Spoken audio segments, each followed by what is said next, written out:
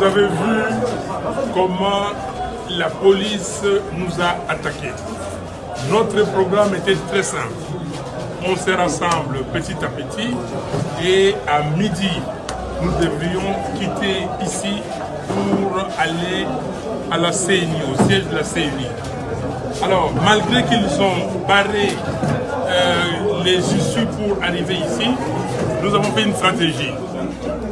Et il y a des bus maintenant qui sont venus de Tchang avec beaucoup de militants.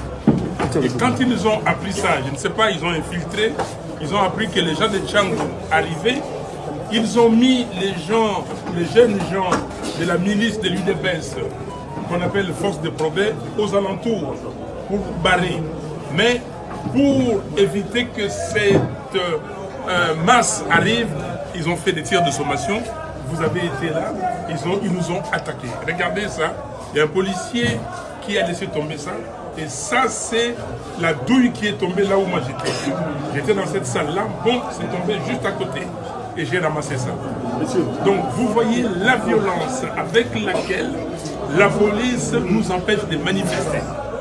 Mais si ils avaient dit que la manifestation ne devait pas avoir lieu, mais ils étaient là, ils devaient nous contenir ici, pourquoi ils ont tiré? Vous avez vu de blessés, et pour aller déposer, accompagner ces blessés à l'hôpital, il fallait qu'on aille demander au commandant qui était là la permission. J'ai appelé la MONUSCO, jusqu'aujourd'hui, jusque-là, on attend. J'ai appelé les services qui pouvaient nous aider pour évacuer ces blessés. Voilà la situation dans laquelle nous nous trouvons. La police se mélange avec les éléments ou la milice de l'UDPS. Est-ce que nous sommes encore dans un état de droit? Est-ce que la police peut s'associer avec une milice? Est-ce que nous ne pouvons pas manifester? Nous avons dit que nous allons manifester pour dire non à ces braquages électoraux, à ces simulacres d'élections. Je vous avais dit depuis longtemps que M. Kadima, spécialiste d'observation électorale, était en train de préparer un chaos. Et nous y sommes. Les gens pensaient que Fayoulou allait rester dehors par rapport à la décision de la MOCA du 19 juin. Mais nous sommes entrés et nous avons dit à Kadima, c'est pour le surveiller. Et vous avez vu qu'il a été confondu. Qu'est-ce qu'il manquait à Kadima de proroger, de demander à la Cour constitutionnelle de proroger les élections d'une semaine ou de 10 jours pour acheminer les équipements? IDPS au pouvoir, opposition, ils ont des sous-soutés. Nenge papa Etienne Tshisekedi de Bisaka Biso, yango et s'accomplir. Arrestation, il y a Martin Fayoulou. Bousculade de Kosakanate, ba mango wat. Tout le monde y a ça, presse peigne. Presse peigne, à pakati mbango Kosakanate. Presse peigne. N'avez été que presse peigne à Rambango boy. Degré mbango presse peigne bandeli à Kimi, c'est pas possible. Donc presse peigne, munoko tira la bise za kango munoko ya pambe. Oué kuluba la bise boy. Alors que aux années aventurier tout fait. Presse peigne un aventurier, un tintin politique, donc ils ont mawa. Manipulation des jeunes. Baïbani ko manipuler ba jeunes et belé na marche où y a l'élo. Bandi konanga Martin Fayoulou c'est un aventurier. Martin Fayoulou azaki na besoin ya buzz. Azaki na besoin ya buzz. Lokola buzz et salami pona ye na minute ndenge za boué. C'est bon. Toujours le glabino information. Toujours le glabino information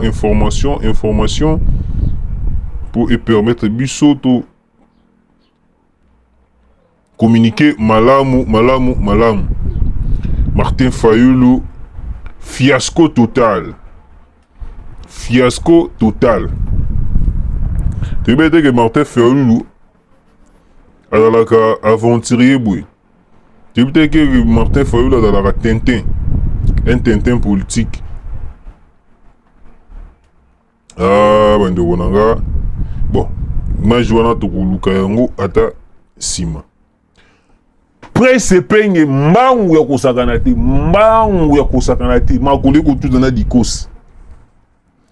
Après ma déclaration déclaration moko très amateur, mais na marche a kokima lokola mwana mukie. Et puis directement nous avons compris que non, tant que papa Etienne Tshisekedi alobaki IDP au pouvoir opposition kozalate, ne place de couper sa bango raison. Le problème c'est quoi na marche Oyo? Qu'est-ce qui s'est réellement passé pendant marche Oyo?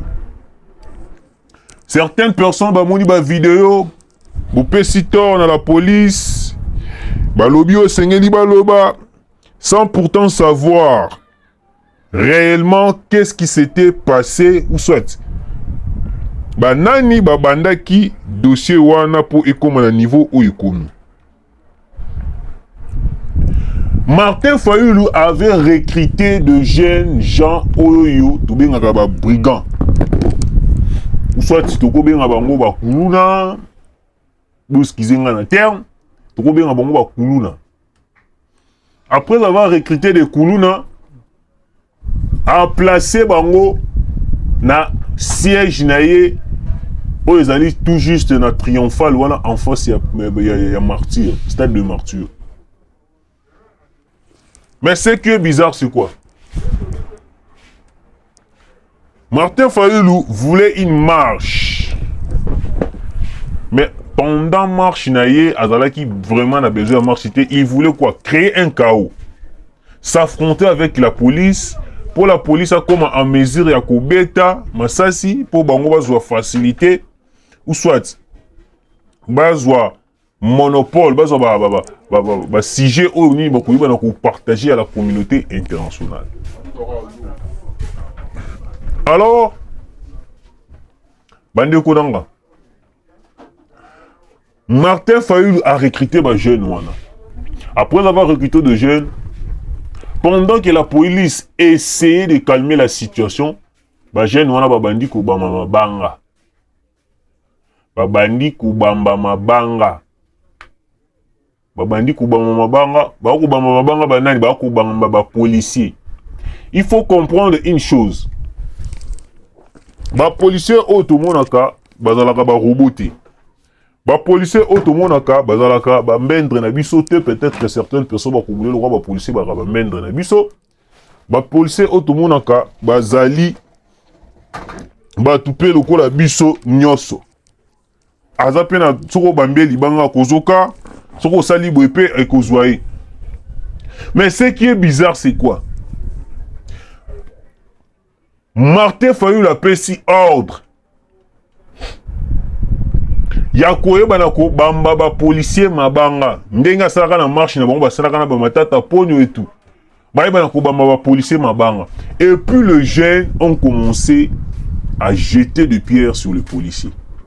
Mais ce qui nous a inquiété eza nini? Wana tokota na point oyoyo mokonzi ya la police ayeko senga ba poursuivre ba autorité wana oyo ba yebi ko manipuler ba jeune, ba manipuler ba jeune na ndenge nini, ba mineur, ba jeune ba 17 ans 18 ans pona kosala nini, pona koyeba nini ba kota ba banda bazala ba koma utiliser boyoka. Le numéro 1 de la police, le général Blaise Kilimbalimba, accuse les organisateurs de la marche de l'opposition de ce mercredi d'avoir utilisé de mineurs et annonce de poursuites judiciaires. Donc les locaux na bango et comment que non va utiliser ba jeunes gens, va utiliser ba mineurs pour na bénéfice na bango. Parce que le mineur, la plupart des mineurs, bazalaka un peu na ba rigueur te côté makamususu. Il suffit au peu 6 mois 5 000 francs, mois 6 000 francs, mois 7 000 francs, le coup est parti. Donc c'est la même façon que Martin Fayulu a joué G. Beaucoup remarqué, na marche wa salaka ba matata ponyo tout là. Et dans la mineur moment na moko ya mukie ba utiliser par l'opposition aux ezali lelo opposition ya pété oyo pour na koyeba ko bambaka ba policier mabanga. Et puis par contre ce qui était bizarre mabe au moins na salaki ba branda ki yangote mais oyo policier azwa ki akanga ki mwana wana bazui olobi ke non te buta la policier a ko grisser mineur. C'est la même aujourd'hui. Ils ont utilisé de mineurs. Moi, tout le monde a photo les athées parce que ils allaient qui ba échange ya mabanga. Balobio bakoufi, détrompez-vous. Jusqu'à présent, on nous a pas encore donné la confirmation s'il y a eu des morts ou pas, mais des blessés, oui, on confirme. Bazoki Nengenin. Les jeunes de les cider, bangone mutu banda qui en premier ko bamba ba policier mabanga ba policier bazala ki wana juste pour na koyeba na ko sécuriser population parce que pendant la marche population koki kozoka peuple koki kozoka koki kozwa choc. Pour éviter cela nde basala kinini ba lingaki ba protéger population. En protégeant la population nde komaki na niveau wana. Alors, et sali catastrophe yoko saganati. Martin Fayulu utilisait de jeunes. Pourquoi? Martin Fayulu abanaki ko utiliser ba jeunes parce que azalaki na souci moko. Souci à Martin Fayulu les akinini. Martin Fayulu voulait à tout prix, utiliser les jeunes. Il faut passer un message à la communauté internationale. Dans la coutubiso au marché, alors les pouvoirs en place bandi ko agresser les jeunes. Il y a un dans certaines vidéos, c'est tamboli bomoni jeune mokona makila et tout. C'était tango ba ko bamba la police mabanga ezokisi policier. Na place wana policier mususu tanga répliquer nde bomoni que non mususu wana sali nini azongi azoki bande konanga. L'opposition est en train de manipuler la population. L'opposition est en train de jouer avec la population. Il faut qu'on vigilant bande konanga. Il faut qu'on très vigilant bande konanga. Aujourd'hui, Martin Fayulu est manipulé par la communauté internationale parce qu'il a tiré des bénéfices naé ndenga kolinga parce que tant union soit à kosala boui ba bénéfice naé et kozalaka remboursé ba mbongo naé a kotaka kaka union soit na boui. C'est parce qu'il est financé par la communauté internationale. Ce qui est bizarre, c'est quoi? On vous avait dit ici que non, bah marche ba ko créer wana ba ngaba sala, ils a pour na ko créer chaos. Et bien les bandima qui bisoté, et bien les ba traiter qui biso de tous les mots. Vous voyez maintenant les messages que Martin Fayulu est en train de passer à la communauté internationale. Et puis il y a un certain Batumoko Boyepe entre Yakatumbi ou soit il y a Martin Fayulu, basali message pour lui que non. Tous ceux qui ont ça la marche pacifique et la marche tout ça la pacifique plutôt.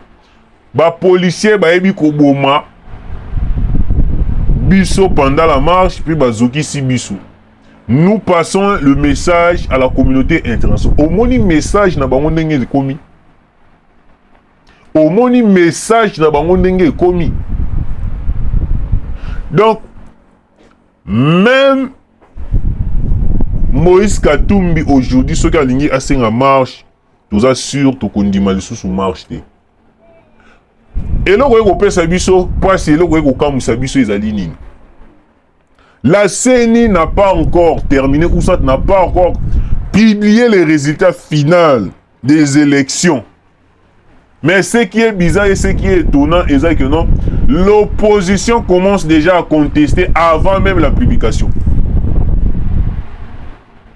Nous comprenons que non, l'opposition est consciente que non, bazan a place cité na mboka na biso. Ou soit, bazali émetté par la population. Parce que la population aujourd'hui, poni moto oyo azali na idée à malamu ya faire avancer mboka. Non ya batu oyo balinga basala ba poche na bango. Mususu ye wana atelaki biso munoko awa ate munoko ye wana ke se retrouver na France. Franck Diongo. Alobi awa atelbiso munoko mais ake se retrouver en France. Nous comprenons que non, l'opposition aujourd'hui bazali très fragile. Ils ont peur d'être arrêtés parce que commettre qui erreur est belé. La personne oyo azo maintenir toujours position na ya koyeba na côté mais la toujours justice ezali kaka et côté mais plutôt bokonzi. Ya mokonzi mboka ezaka Martin Fayulu. L'homme de vérité des îles. Et puis de l'autre côté, Katumbi a lobby qui n'est pas au la Cour constitutionnelle parce que la Cour constitutionnelle est manipulée, la Cour constitutionnelle est gérée par Félix Tshisekedi. Nyon sona ba koloba ezali ba fausseté. Et l'autre est inquiété bango ezanine. Bazali conscient que na élection auto ko sala bazali na poids mon côté politique oyo ekoki kolakisa ke non bongo ba gagner ba élection. Ba yebisa ki biso to sala ba élection moko transparente et puis fiable. Et puis ba résultat ils à la bureau de vote par bureau de vote. La CENI ayo ki bango a procédé na même procédure au balobaki. Mais aujourd'hui ils ont comme ça biso lisusu to mona ba ye lisusu ba bandi ko déclarer balobi ke non te tout ça lisusu na besoin ya ba résultat wana te. Mais nini eleki lisusu bandi ko nanga. La Senko vient de renoncer na makambo etali politique. Mo karabise. Le Congo et ses réalités. Le Congo et ses réalités. Franchement, ils ont elengi kouvana na mboka na biso Congo. Comment na ba comédie de ce niveau? Ils ont c'est que ça biso. Comment na ba comédie à Jawana? Ils ont c'est que ça biso makas. Parce que la Senko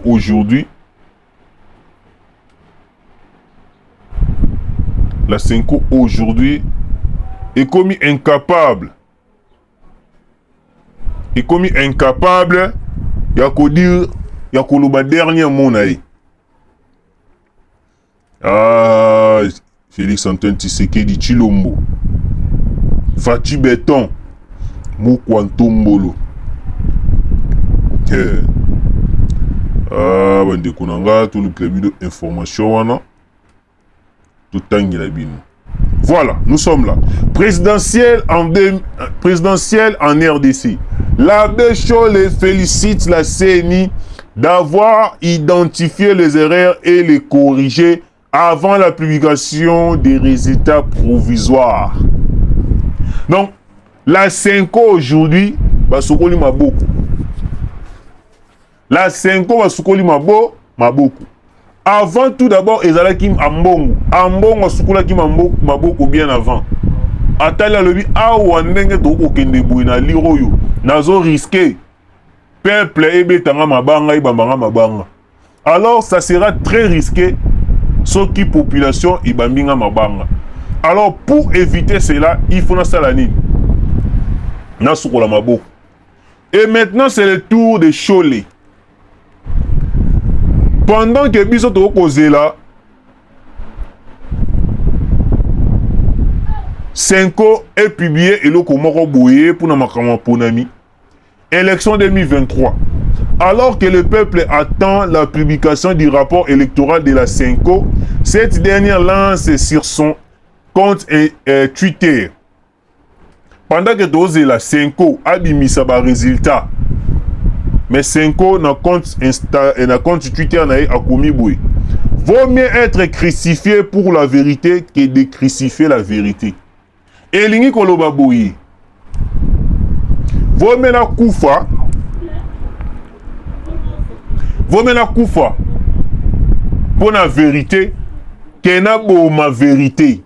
Cela veut dire que non, ils ont compris que le président Félix Antoine Tshisekedi a gagné l'élection.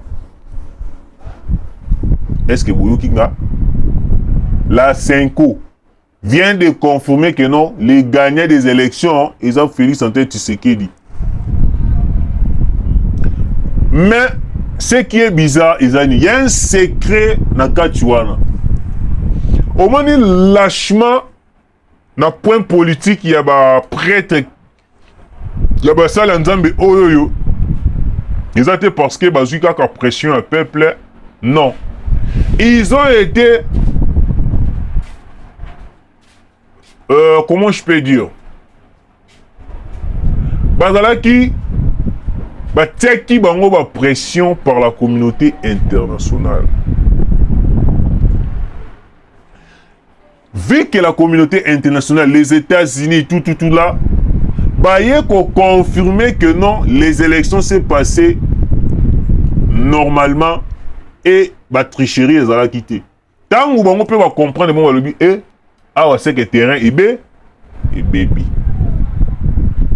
Terrain est baby. C'est pour cela que vous avez remarqué que non, Maloba échangé pas un bon, Maloba échangé pas un cholé. Parce qu'ils ont compris que non, on est dans terrain où tout le monde a bisomoko. Fayou lui est déjà mis ça dans la comédie. C'est normal, Fayou déjà c'est un comédien politique. Mais Katumbi c'est un diable. Katumbi c'est un assassin masqué. Aujourd'hui, Katumbi a une déclaration, c'est parce que Ayebi Kazan a soutenu la communauté internationale. Mais ce qui est bizarre, c'est que même la communauté internationale, on va comprendre que Katumbi n'a pas de poids politique. C'est pour cela que la communauté internationale va changer qui n'a pas donné. La communauté internationale a commencé à soutenir le président Félix Antoine Tshisekedi parce que le peuple a voté dans la logique. Le peuple a voté dans le normal, non la tricherie. Bande Konanga, population congolaise, bande Konyos, tout le monde de partout. La peur a changé de camp. La peur a changé de camp.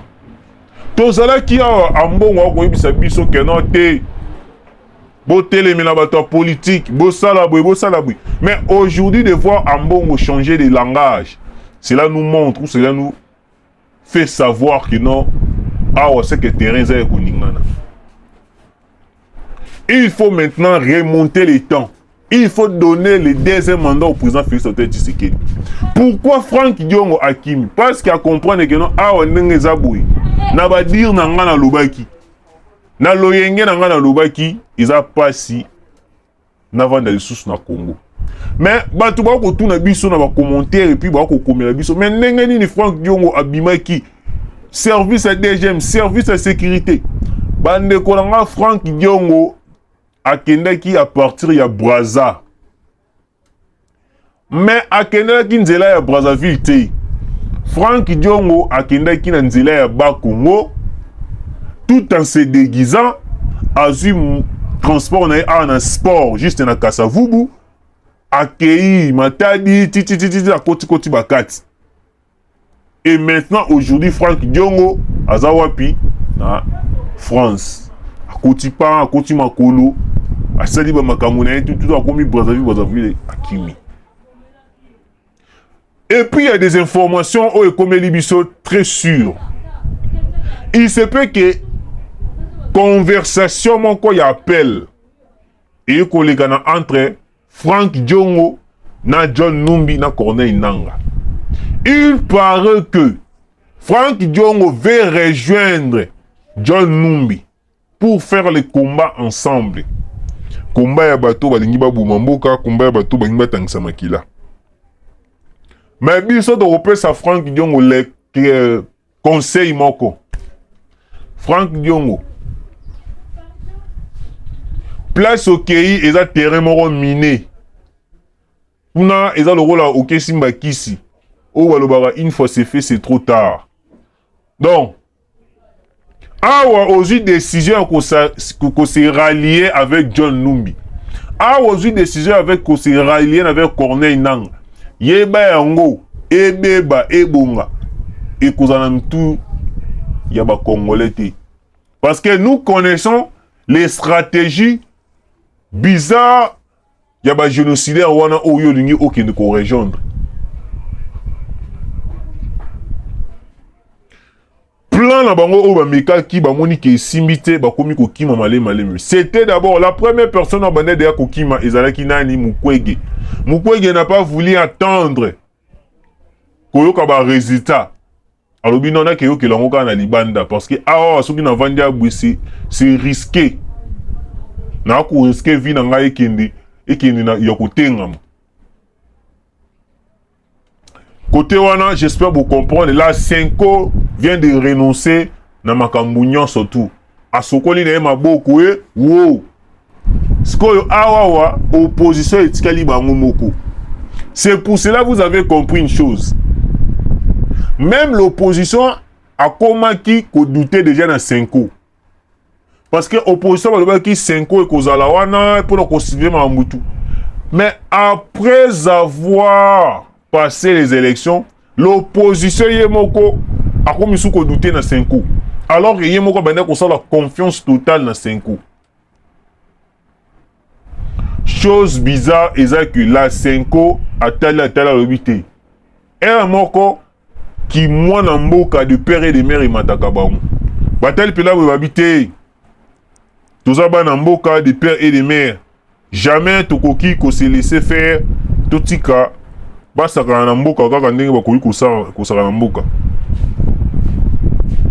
Idali pasi pe mawa komona bande kona biso oyo bazali manipulé par la communauté internationale. Ils ont vraiment pas si macasse. Bande kolanga, le général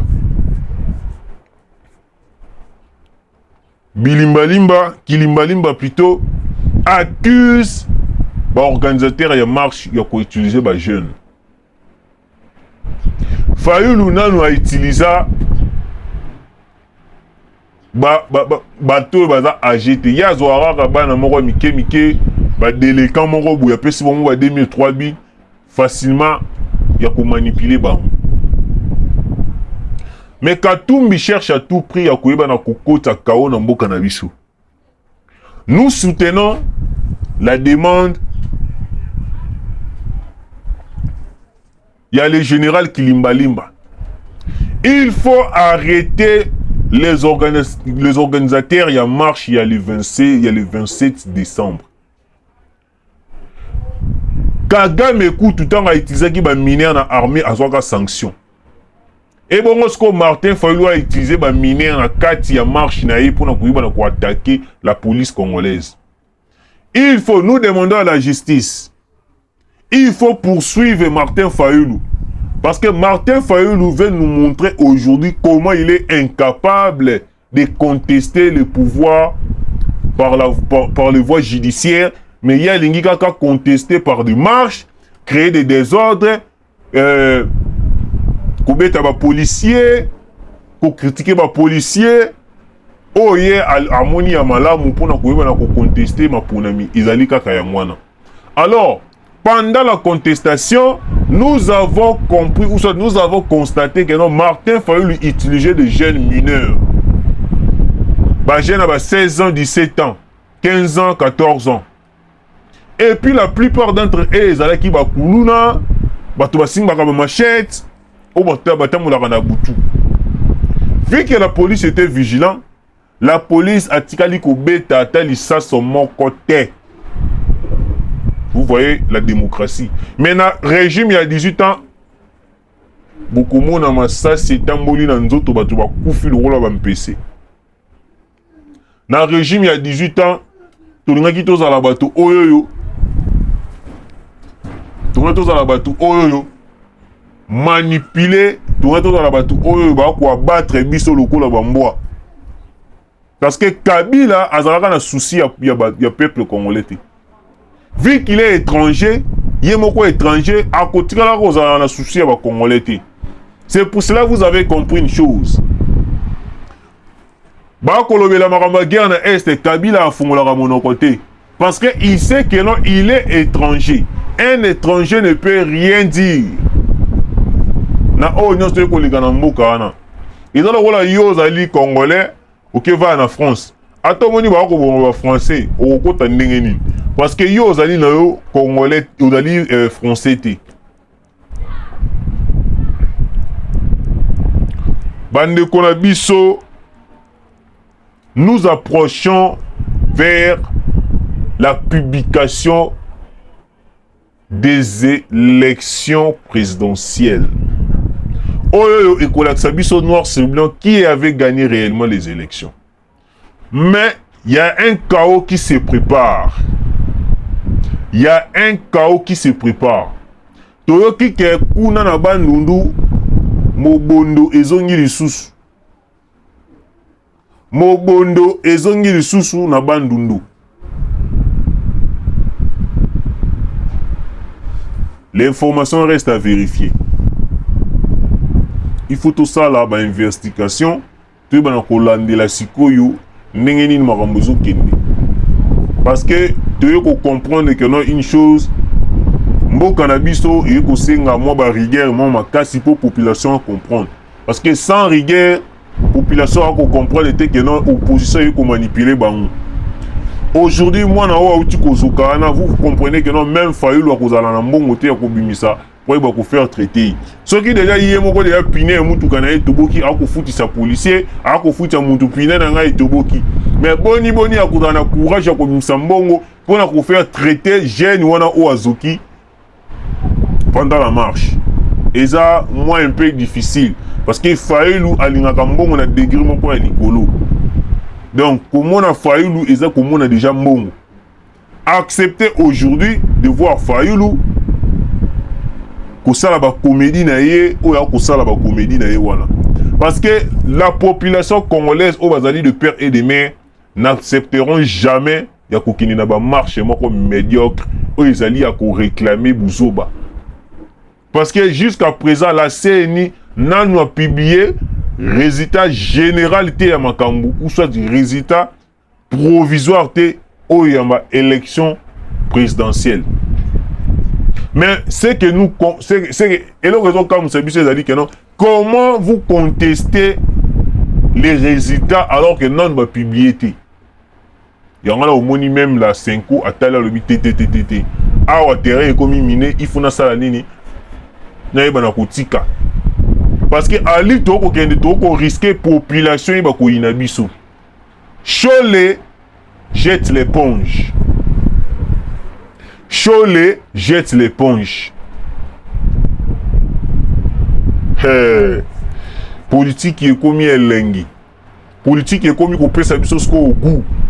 Tu comprends déjà nani azali nani mutoni to ko pesa confiance. Alors la confiance aujourd'hui, il faut donner la confiance au président Félix Antoine Tshisekedi.